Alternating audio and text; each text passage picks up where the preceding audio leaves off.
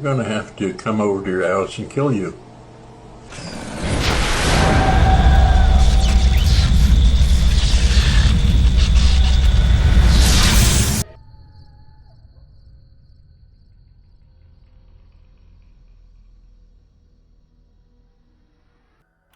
In the years before the Great War, Big Mountain had been the home to the brightest minds of the 21st century. Scientists of vision were drawn to the facility to tackle the greatest technological challenges of the era. They sought to create a new world, fueled by technology for the benefit of all mankind. Sonic emitters, space-age alloys, DNA hybridization, force field particle research, autodoc advances in cranial, cardiac, and trauma surgery. The hopes and dreams of a century became realities in the electronic forges of Big Mountain. The nucleus of this research was the Dome, a huge stone facility that held the labs of every science known to man. It was a think tank where no problem could not be solved, where no question could not be answered. The Great War brought a new energy to Big Mountain and its scientists.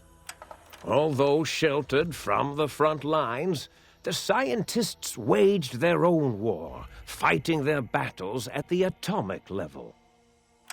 Equations and calculations marched endlessly across chalkboards and computer terminals toward one solution: winning the war. For years, the minds and computers of Big Mountain were a blaze of trajectories, weapon schematics, and nuclear theories.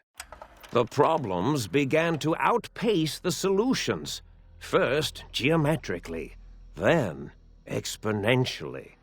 As the war escalated, so did the questions. On the night of October 23rd, 2077, the scientists received an answer that put all their questions to rest. In the aftermath, Big Mountain's silent experiments went to sleep, their creators slowly dying in the new world that had been left behind. And the great stone in the middle of the Big Empty lay untouched, filled with countless technological wonders. Wonders that, in the end, had been answers to the wrong question. Oh, you're awake. Well, your teeth are finished, and your gums should be in by the end of the where's week. my dick at? Where?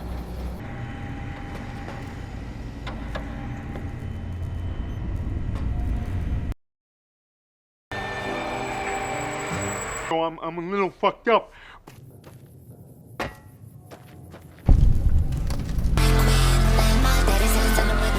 All circuits online, ready to receive your seed.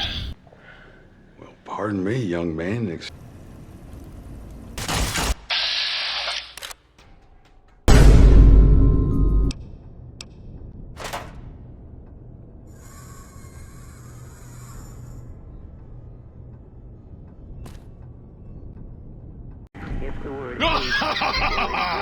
I am online once again! Tremble, world, before my electric heating coil of doom!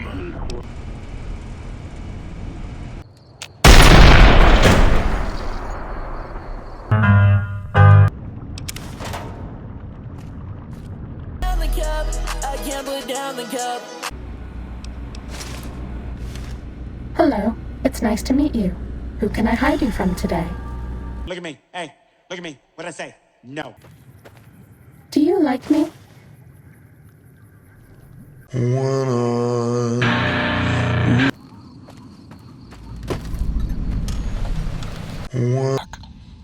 Someone smarter and tougher is going to kill him. If the Madre doesn't. You! Hey, you! Yeah, you! Got any mugs?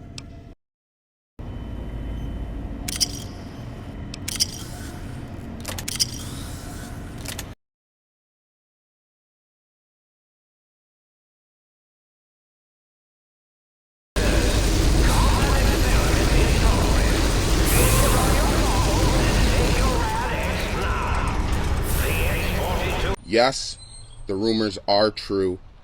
I will be drinking an enormous amount of alcohol tonight, just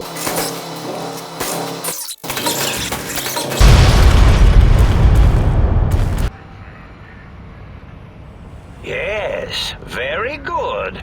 There'll be some things I miss about being ambulatory. We have seen some incredible sights, haven't we? Jason Bright and his followers launching into the vast unknown. Helios 1 coming back online. Helios... I'm sorry, sweet, please don't. Suppose there might be some advantage to that, yes. There's a chance that the reintegration would create some improved synergy between us. It's not that I didn't like being in your head, you understand. As far as heads go, it was a rather nice one. Well then, I suppose this is goodbye for now. What will you do? Tank, this brain is coming out of its jar!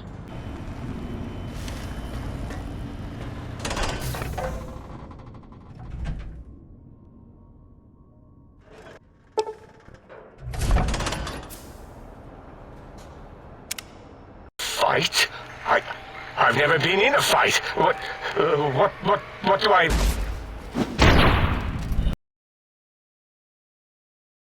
As it had been in the years before the Great War, Big Mountain, the Big Empty, became home to one of the brightest minds of the 23rd century. The courier watched over the Big Empty for years to come, caring for it and keeping its discovery safe until they were needed to help others. Which had always been Big Mountain's purpose. Past the laboratories and science, it had always been intended as a place to build the future of all mankind. The Sync Central Intelligence Unit was impressed by the amount of exploration the courier had undertaken. Facilities believed lost, destroyed, or ones that had simply gotten up and walked to new locations had been rediscovered by its intrepid new master. Internally, the artificial personality debated as to whether it preferred the old management to the new, and concluded that the courier's thorough approach to research and investigation was admirable and worthy of its respect. Dr. Mobius continued his research undisturbed in the Forbidden Zone. As much as he had attempted to create better scorpions, he tried the same with humanity, with considerably less success. These failures didn't bother him overmuch. Once the rush of mentats wore off, he forgot he had failed in any event. After all, the bright young mind who had come to visit him in the Forbidden Zone had already exceeded his expectations. The Sync atop the dome bustled with the voices of a small town, constantly chirping, arguing, and snarling at each other. Still, this all happened productively in the interests of its new owner. The Sync Central Intelligence Unit discovered, despite its inversion code, it was comforted by the sense of community the other personalities gave it. Courier ran through the X8 facility multiple times. The computers analyzed the test subject's movements. Rather than performing a superficial observation, they realized the subject barely knew what communism was, or even what a high school was. This confused them for a time, until the facility finally realized that its research had succeeded. So it let its cyber dogs out into the wastes to help protect small communities from physical aggression rather than communist propaganda. The infiltration program in X-13 continued to scan for the subject and the stealth suit prototype long after the test was over. Frustrated and unable to find its lost technology, X-13 expanded its network of laser tripwires, sensors, and robo-brains out across Big Mountain.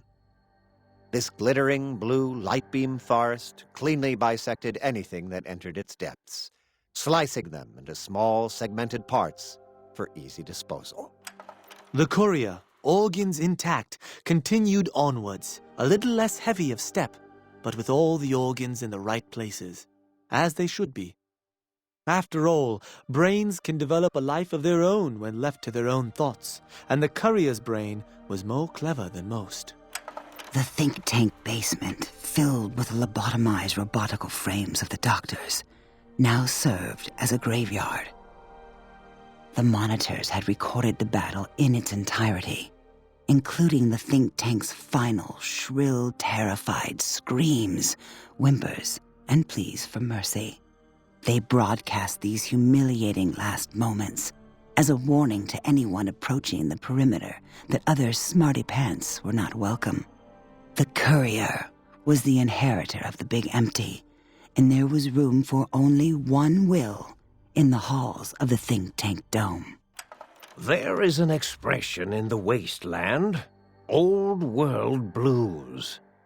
It refers to those so obsessed with the past they can't see the present, much less the future, for what it is. They stare into the what was, eyes like pilot lights, guttering and spent, as the realities of their world continue on around them. Science is a long, steady progression into the future. What may seem a sudden event often isn't felt for years, even centuries to come. In the times following the Second Battle of Hoover Dam, however, Old World Blues took on a new meaning. Where once it was viewed as a form of sadness, nostalgia, it became an expression describing the potential for the future. It can be easy to see science as evil, technology unchecked as the source of all ills, all misfortunes. With the courier at the helm, science became a beacon for the future. There was old world blues, and new world hope. And hope ruled the day at Big Mountain. We could say more, but the stories in the Big Empty speak for themselves. Now armed with the transportal ponder, the courier could return to the dome at any time and crack open the secrets of the Big Empty one by one. The sink sat vigilant, waiting for its master to return, shoes covered in Mojave dust. Only one road yet remained, and it was one the courier had to walk alone.